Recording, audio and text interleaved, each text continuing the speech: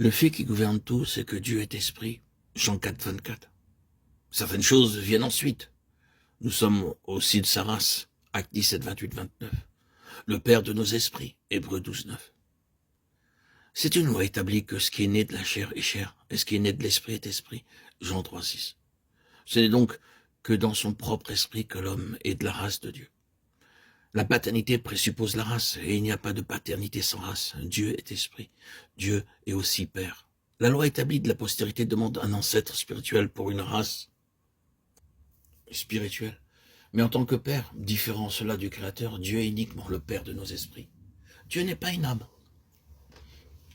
Nous verrons cela avec plus de détails lorsque nous parlerons de la fonction de l'âme dans les prochains audios. C'est pourquoi Dieu n'est pas le Père de nos âmes. Dieu n'est pas un corps. C'est pourquoi nos corps n'ont pas été engendrés de Dieu, mais créés. La parole de Dieu nous dit avec une clarté évidente que seul l'Esprit peut connaître l'Esprit.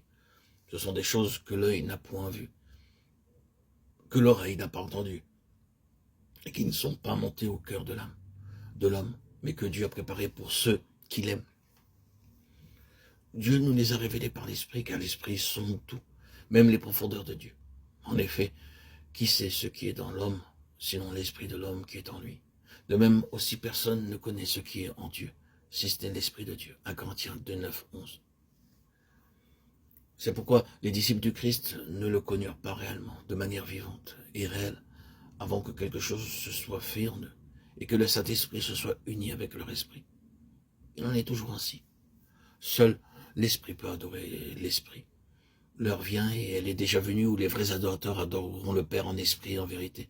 Ce sont là les adorateurs que le Père demande. Dieu est esprit, il faut que ceux qui l'adorent en esprit et en vérité. Jean 4, 23, 24. Car c'est nous qui sommes la vraie circoncision, nous qui servons Dieu par l'Esprit de Dieu, qui nous glorifions en Jésus-Christ et qui ne mettons point notre confiance dans la chair.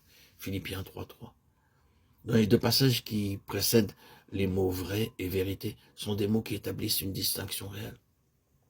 Si, comme l'affirment avec raison les psychologues, l'âme est le siège de la raison, de la volonté et des émotions, le culte des Juifs et des Samaritains n'en était pas dépourvu.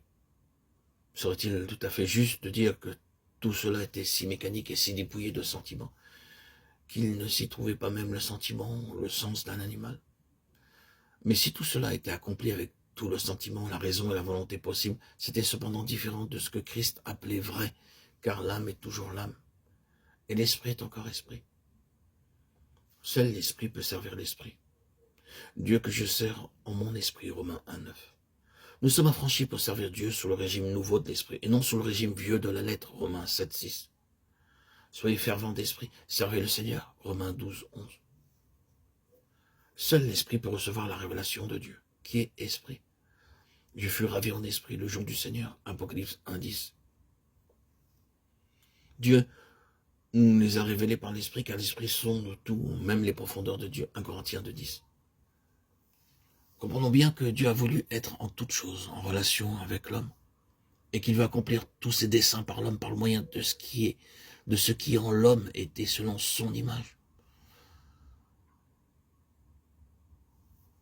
C'est-à-dire par son esprit.